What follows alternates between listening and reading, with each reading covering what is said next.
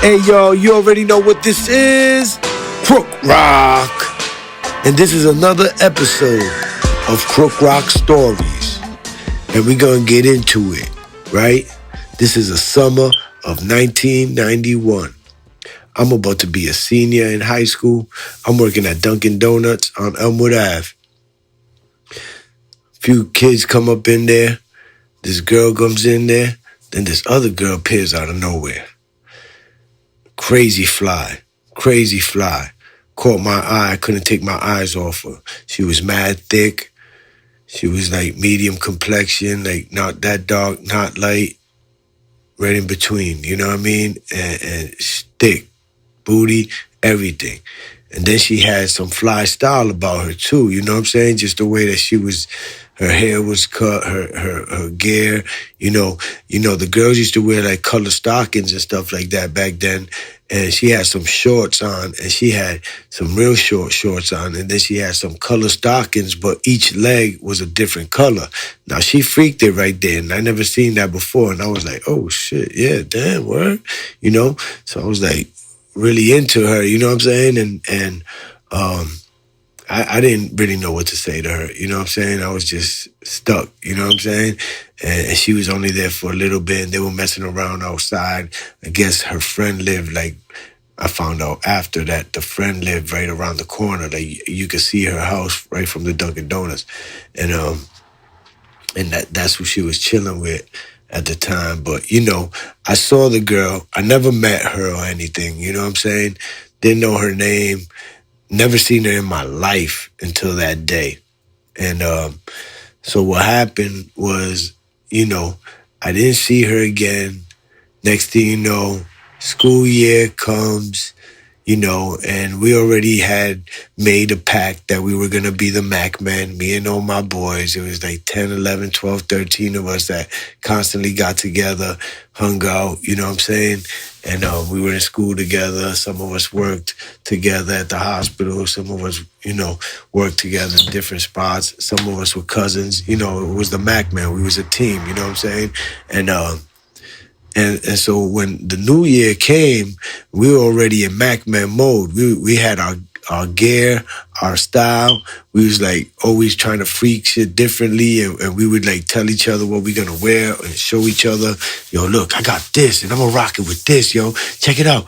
Yo, I got these kicks. Look at these kicks.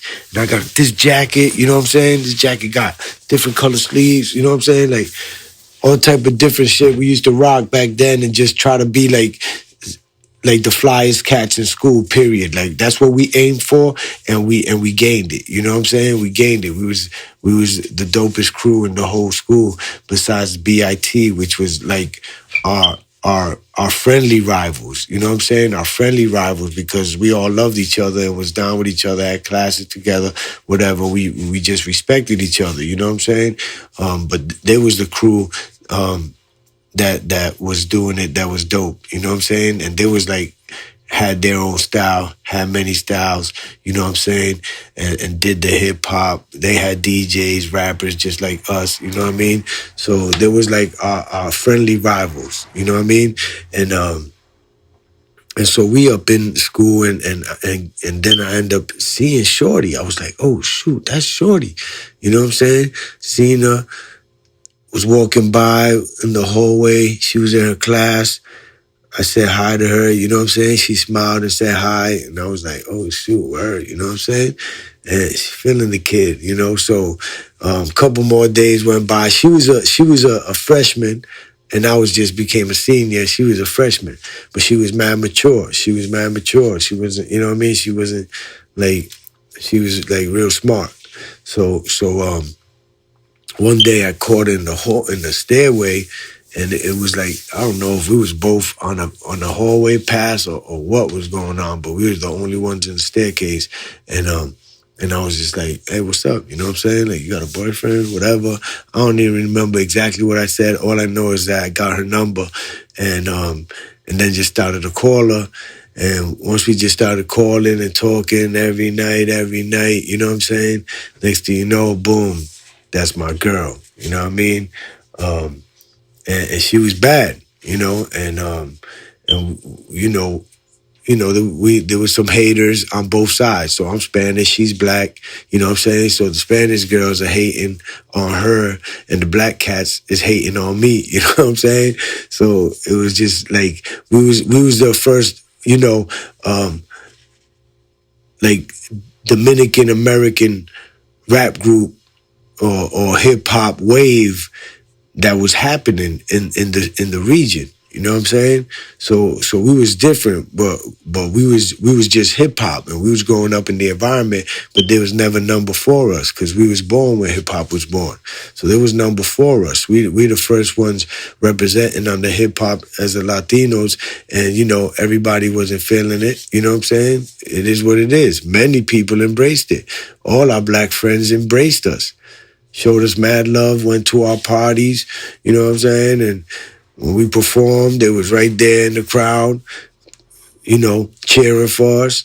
So we ain't never had no issues, representing our dopeness when we was on stage performing. And we was already performing. We started doing house parties. So we had all type of girls, you know what I'm saying? You couldn't avoid that. We were gonna be the Mac men, not just because we professed that's what we were gonna be, that we were gonna be the flyest dudes in school and that we were gonna have all the girls. That's what we planned to do. You know what I'm saying? We didn't plan to have girlfriends, but so I got shorty, but at the same time, there's a bunch of girls, you know what I mean? And you might mess with one girl over here, another girl over there, but there was this one little crew that, messed with a few of my boys. We messed with a few of them, you know what I'm saying? It was like, I'd have messed with like 2 or 3 or 4 in the same crew, like, you know what I'm saying? Um, but what happened was this one Asian girl, I don't know why she snitched on me. She found out because she was friends with the other girl that I was messing with on the low once in a while. Wasn't even nothing that serious, you know what I'm saying? Just make out here and there, you know what I'm saying? Nothing major at all, you know what I'm saying? But Shorty just felt like it was her business, even though she wasn't my girl's friend. They never hung out together, nothing. She's not her friend. She has no business there letting her know. She calls her up and tells her, you know what I'm saying? And I'm like, oh man. And then they got me like, we're on like 3-way or something, and she got the Asian girl.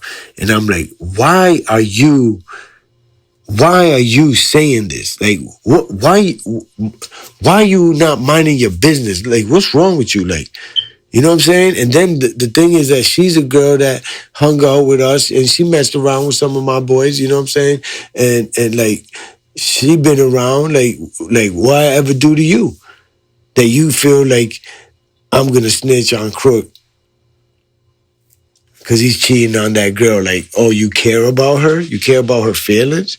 She's not even your friend. She's nobody to you. Why you jumping in somebody's relationship? You know what I'm saying? So so she was heated with me, crying and mad, you know what I'm saying? Next thing you know, here comes graduation, you know what I'm saying? And even though she was still mad at me, they still didn't want to get back together with me. She still showed up to my graduation, you know what I'm saying? We hugged and everything was cool, you know what I mean? And, I would still keep calling her. I would still keep calling her, keep trying to, you know what I'm saying? But hey, man, Mac man till I die. You know what I'm saying? You might not be giving me no play, but okay. You know what I'm saying? There's plenty of girls out there. I never thought that I could not have a girl. Like, soon as I'm single, they're coming out of the woodworks. You know what I'm saying? I'd rather not even say that I'm single just so that they don't come at me. So So I'm still doing my DJ gigs, here and there, doing parties. And I went to this one party, and it was like the summer. It was like probably like 2 years later or something, like since me and her started the relationship. It was like a year and a half or something, you know what I'm saying? And then I was at this party, and I met this girl there, you know what I'm saying? I was DJing, and me and one of my boys was DJing. I don't know. We must have been going back and forth or something, because I know that I danced with the girl. Um, there was these girls over there, and I just was like feeling it, you know what I'm saying? I was sipping, I was feeling it. I was like, damn, look at these little cuties over here. Let me holler at this shorty and see if she want to dance. You know what I'm saying? I had been eyeing her, a couple of times. I was just checking her out. She was mad cute, light skin. Um, Come to find out she's half Dominican, half Colombian. I'm like, she's a little cutie. Asked her to dance. Boom. Um, we start dancing, I'm talking to her, vibing with her. She's loving the kid. And then she even confessed to me after that her friend that she was with was saying, I'm going to dance with the DJ. I want to go dance with the DJ, because she was talking to one of my boys and he was there, but I guess he wasn't paying her no mind. You know what I'm saying? And then she was talking about trying to go dance with me to get him jealous. You know what I'm saying? And my shorty told me that story. You know what I'm saying? And I was like, oh shoot. So, and then she was like surprised and shocked that I had went and asked her to dance after her friend was saying all that crazy stuff. You know what I'm saying? So this girl, she was mad cute, mad short, very nice, like a real nice girl, kind, soft spirit. You know what I'm saying? Like, but still like dress fly, hair done nice. You know what I'm saying? Looking good, but still humble. You know, and yeah. So I met her that night. We talked the next day. We started talking the next day, and it was the afternoon, and I think the first time we spoke, we talked for like an hour. And we're like, all right, we'll talk again later. Next thing you know, hitting her up, boom. We just getting along. We having conversations. Back then it was like intellectual conversations. Like, I'm a senior. I'm educated. You know what I'm saying? I got experience. I'm talking about life. I'm on the right on the edge of running my life myself, and going after whatever my dreams are and what I got to do as a man. Being a senior, about to leave high school, and I already did. I already had graduated, so I'm already out here trying to do something with myself. But I didn't go to college, you know what I'm saying? Right away, anyways. So me and Shorty just started getting along, but guess what? I was still trying to get back with my ex. My ex ended up saying, all right, I want to give it a try. You know what I'm saying? All right, let's do it. We'll get back together. But what happened was, after she said we'll get back together, I met this other girl. And I'm like, avoiding her. And like a week went by, and I'm like avoiding her. And she's like, can't find me, trying to call me. I'm not at the crib. I'm never around. I'm not calling her. You know what I'm saying? And I'm trying to figure it out. And I'm like, damn, could I stay with both girls? Could I just try to just be with both of them? You know what I'm saying? They're in totally different circles, go to different schools. They ain't gonna know. I don't know. Can I do that? Is it too much time wasted? I'm over here trying to figure it out, because this new girl is just so amazing to me. She's beautiful. She's all into me. She's a really nice girl. We're having long conversations, talking about the future, talking about everything. She's very mature. And I'm like, damn, man. So I slept over my boy's crib the night before. And Shorty had went to see me when we was over there hanging out. She came with her friend, and they came to kick it with us. And we was over there hanging at my man's crib, had a few drinks, whatever. We just chilling, and boom, just getting to know each other. It was our first time seeing each other since the first time we met and stuff, and I'm just like really in love with the girl. She came looking so beautiful, you know what I'm saying, with the banana curls. and the nice lip gloss and everything, and she just keeps smiling. She's just like so happy, you know what I'm saying? Like she just smiling and smiling all the time, you know. So I was just like definitely in love, you know what I mean? And here we go. Shorty, my girl, my ex, which were back together, supposedly back together, but we never saw each other again after we had got back together because I was avoiding her.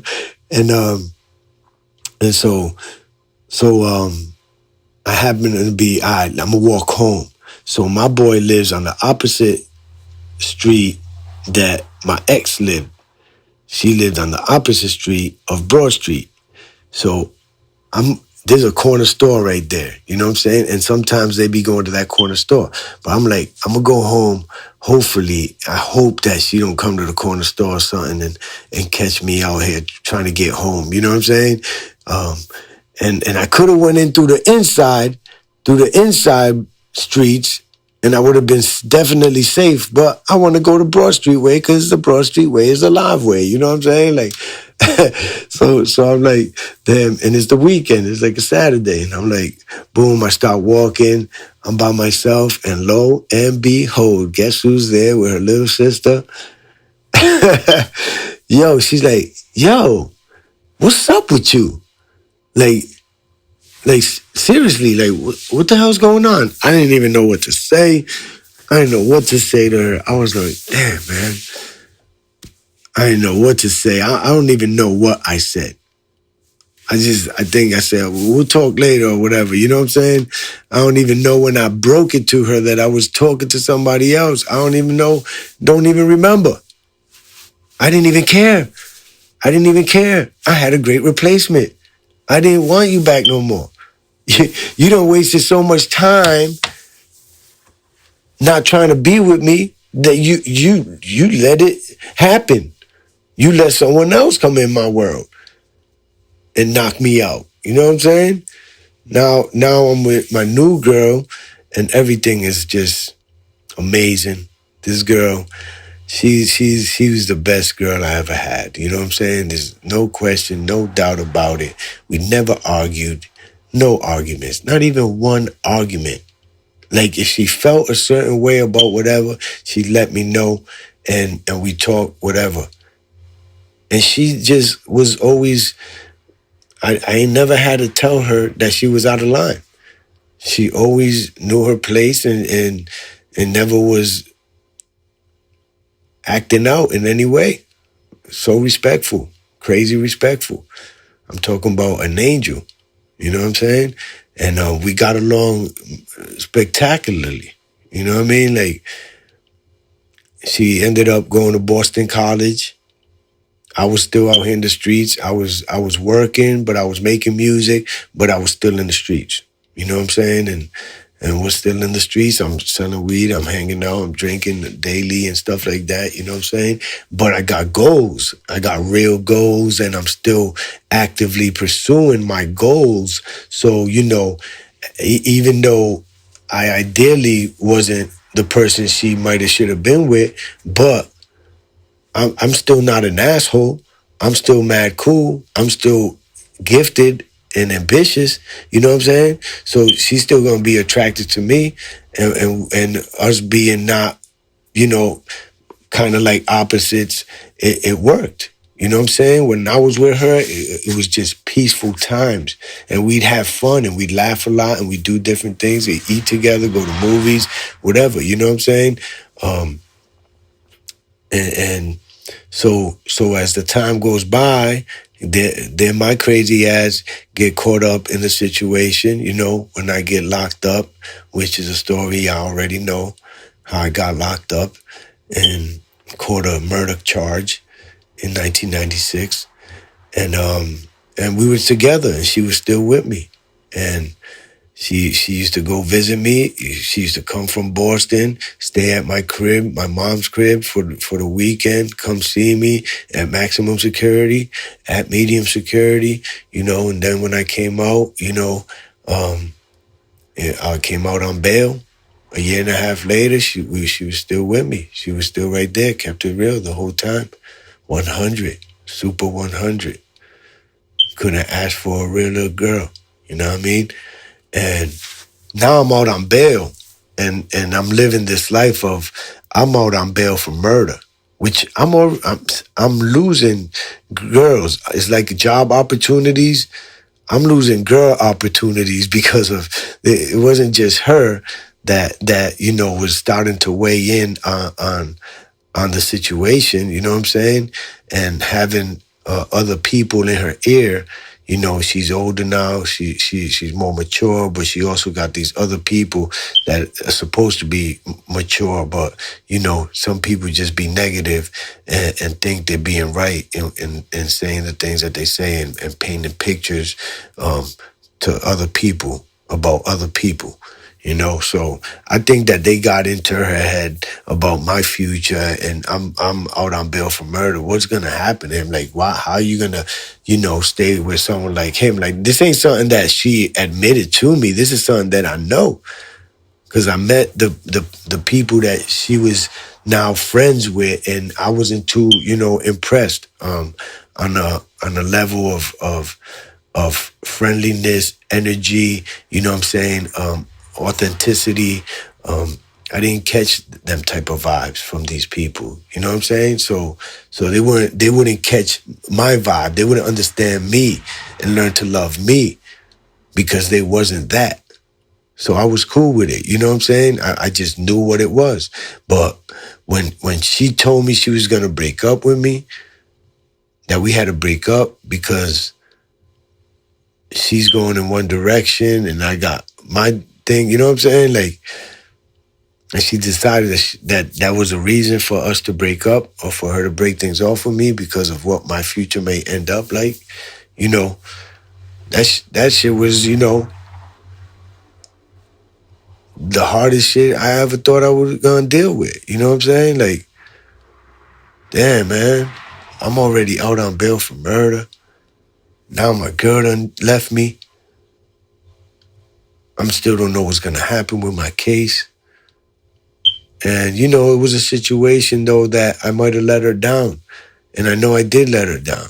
You know, um, while I was out on bail, she actually, her grandma passed away that had raised her. And the day of the funeral, I didn't show up. Like, and I should have showed up and I should have been there. But these are them times that I'm going through so much shit. I'm out on bail for murder. I got friends that been murdered. Couple of people that been murdered, and I'm going to these funerals of my friends and just the pain that I'm feeling or thinking that going to these funerals and I'm tired of seeing my friends dead in the funeral homes, you know what I'm saying? And it was kind of me being selfish because it wasn't about me. I had to be a man and go be a supporter. It wasn't about me. They're the ones going to the tragedy. They lost a whole life. I'm still alive. No matter what the outcome's going to be of what I'm going through, I'm still alive. And they lost somebody that meant so much to them and meant a lot to her. And I didn't show up. But I ended up getting fired for going to the burial. I did show up to the burial, and I ended up getting fired from my job because I told them that I had to go to this burial and I could only work so many hours, and they didn't want to believe me or didn't care and was like, you're fired. And I was there for the burial and being a supporter as I was supposed to be for the funeral. And I just misplayed that, you know, as a man, as a boyfriend, you know what I'm saying, as a friend. And so yeah, I got that. And one thing that I said to her that like I know it offended her because she repeated it to me later on at some point. But I had said to her, like, sometimes I can't feel other people's pain. And I didn't know how my real emotional moment, my real life situation and how it's got me feeling and me expressing that. I expressed it at the wrong time in the wrong way almost like I was saying, I'm going through too much shit to care about what you're going through. But I meant it so seriously. I meant it so um I'm going through it so rough. Just I know all my potential. I'm creating music while I'm out on bail. You know what I'm saying? I'm trying to do as much as I can, knowing that I'm gonna get sentenced at some point, and I got to do as much work as possible while I'm out here. And so it's so it's like the pain that I'm feeling, the frustration that I'm feeling, the anxiousness, the uncertainty, all these things are boiling in me every day. You know what I'm saying? So when I said what I said, I truly meant it, but it had nothing to do with her and what she was going through and what she had going on and how I feel about that. It was strictly how I was feeling, that I was like numb, that I couldn't feel other people's pain because I wasn't considering them. It wasn't because I didn't care. I wasn't considering them. And so I didn't put a thought to it because I'm still thinking about my own pains, my own struggles, what I'm going through, that I'm numb to everything else that's going on. And that's what I really meant to say when I said sometimes I can't feel other people's pain. And she took it the wrong way, or she took it, the way that it was meant to be, Because then she had repeated that to me at some point. And, it was just like, it was sad. It was sad times that it went down like that, and how I went to perform at her school, and it was my birthday. And I performed at her school, and it was my birthday, and I wanted to stay there with her in Boston at Boston College, and she was like, nah, I'm standing on this, like, we done, I can't, you know what I'm saying? Like, I was like, wow, it's really over for real. I just pleaded with her. I just told her, you know what I'm saying? I said, just tell me one thing. Just tell me one thing. Is it a possibility that one day, who knows, maybe we can be back together again? Forget the circumstances now. Could it be in the future, in different circumstances? Could we be together again? And she said, I guess if you put it that way, you know what I'm saying? And that's all I needed to hear, to say, okay, you know what I'm saying? I'm going to let you fly, little dove. You know what I'm saying? Go ahead. Do what you decide. I had to respect her, man. She was nothing but respectful, loyal, loving, true. Everything positive I could think of. So I had to respect her decisions and her wishes, and I let it be, you know? So like I said, I'm out here still creating music. I'm performing. I'm doing as many shows as possible. Summertime, we lit. We lit in the summer. We doing all type of festivals, church festivals, Dominican festivals, other park festivals. I'm just busy with my new crew, because I got a new crew of young cats. So guess what? These cats is attracting more girls. The Mac Man era ain't die, even though this is way past the Mac Man era. But you know what I'm saying? Now I got these young cats that are down with me, and I recruited them, and they was very outgoing and very respectful of me as their OG, you know what I'm saying? And we started making music together and everything, hanging out that whole 98, pretty much from the summer until I got sentenced, and there was still girls around. Nice looking girls kept coming around, and these girls that was gonna be in the Dominican festival and this and that. And I'm like, oh shoot, word, damn, she's bad. I'm meeting these girls, but I wouldn't even think the girl liked me or anything. You know what I'm saying? She knew of me. They went and introduced me, brought me around, and and we was just kicking it. They was practicing for the Dominican festival and things like that. And this girl was amazing. I'm telling you, man, she's kicking everything I ever had. Everything.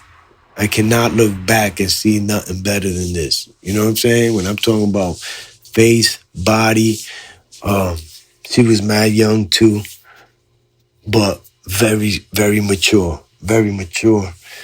Um, you could have any type of conversation with her, and she was just real smart, top of the class. You know what I'm saying?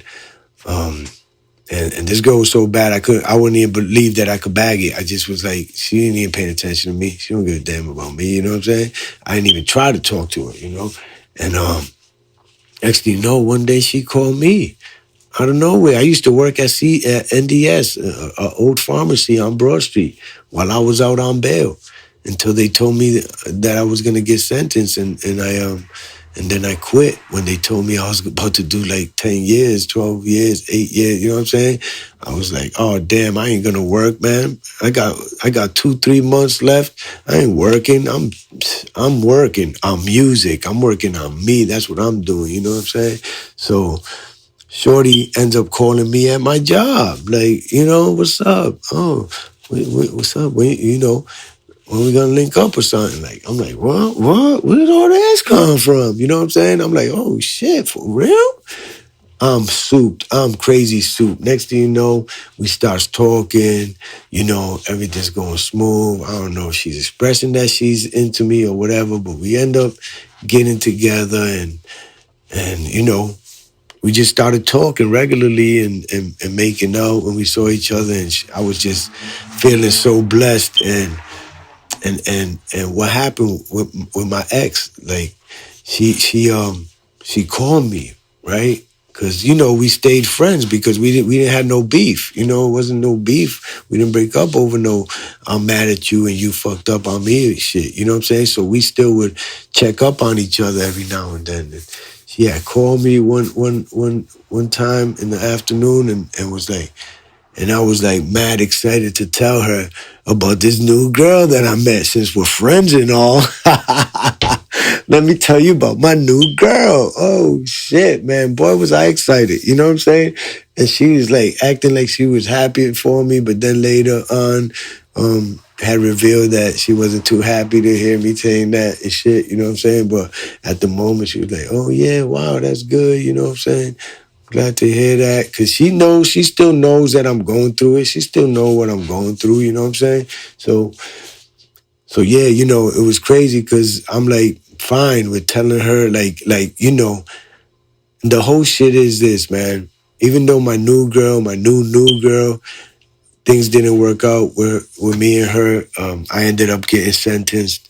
She was a young girl, you know what I'm saying? She still had her life to live. She wasn't gonna be sitting around waiting for nobody. We didn't even get to really establish our relationship like that, you know what I'm saying? So we kind of like faded away. She kind of started fading away before I even got sentenced. And then she came back around while I was locked up, and we, was back together again. But she had a baby this time. Okay, that's already too much. So going back to the point was that when I met this girl and how I felt, and just knowing that I can be with somebody that I love so much, that I thought I was going to marry, that I never thought I'd have another girlfriend in my life because I thought this girl was going to be my wife. I truly believed that, and I never thought that I would even look at another girl as a wife, you know what I'm saying? Because I already had her, you know what I'm saying? Um, and so when this new girl comes along and she's so amazing and she's all into me and loving everything about me, just like I'm loving everything about her, I'm like, damn, man, well, you can't get stuck on nobody. You can't get stuck on somebody left you or a relationship ended. It's a waste of your time and your energy to do that. I learned it because every time that thought I would be heartbroken and I'm breaking up, my girl's breaking up with me, you know what I'm saying? Every single time another girl that I was more thrilled about came in my life. Just like that. So so I don't know if it's just by coincidence or that it happened that way. You know what I'm saying? But I think that some people stay stuck on some old relationships and keep that energy with them and never move on and find somebody amazing. They keep that bad energy around them, that hateful energy, regretful energy, you know what I'm saying, sad energy, and they don't allow for these new energy, a new vibration to come in to fill your life with happiness, which is out there. And if I would have been just acting miserable, being miserable the first time or the second time, I would have never met the other girls. I wouldn't have gave myself the chance to meet someone else that I could be in love with or, have a good relationship with.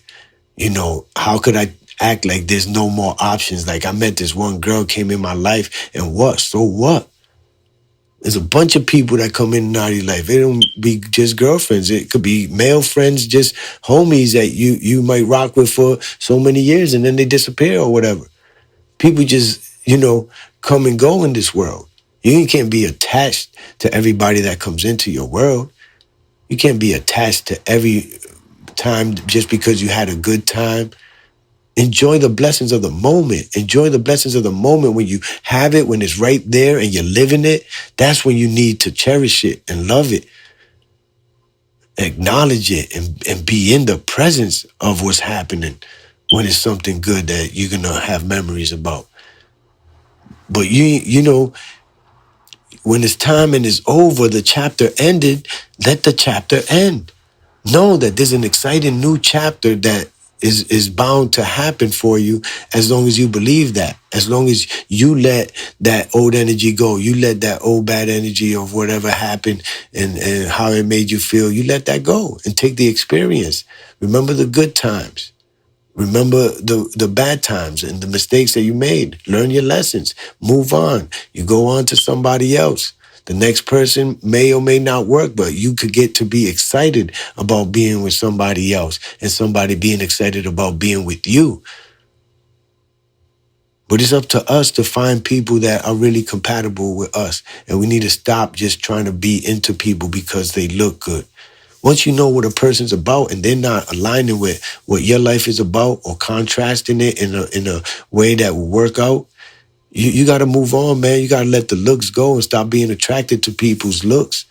Once you find out what their mind's about, if that thing don't go together, man, just let it go, man. Be real with yourself and be real with the person that you're dealing with so that y'all can move on, accordingly. Dig what I'm saying? So shit, right now, after all that, I ended up, getting married, having some kids and stuff like that. But that's another story. Because this story is called X to the Next. And that's how I went, almost from each girl right to the next. And knew that I didn't have to ever stay hurt. I'm not with my ex-wife right now of 15 years. But I'm not hurt. And I'm excited about the next chapter happening. Because it's always been more exciting every time. A greater experience. And I'm living for that experience. Yeah, I'm living for that experience. I'm never going to live without the experience of love and romance in my life. Because I can't help it. It comes to me. You already know what it is. Crook Rock Stories. And this is final episode 10. See y'all next season.